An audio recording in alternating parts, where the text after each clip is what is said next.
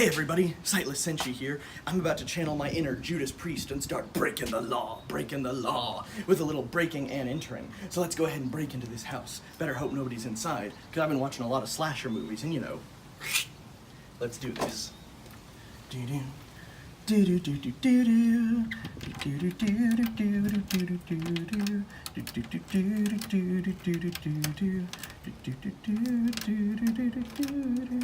Why am I singing the Sailor Moon song? All right, we got the door unlocked, but now I'm gonna break in with my other tensioner because I don't want to put too much pressure on this one. That deadbolt actually feels pretty strong. We're gonna get in there. We're gonna steal us some stuff. Let's do this. I dropped the tensioner almost. Let's get it in that lock. Oh yeah, it's open. Let's do this!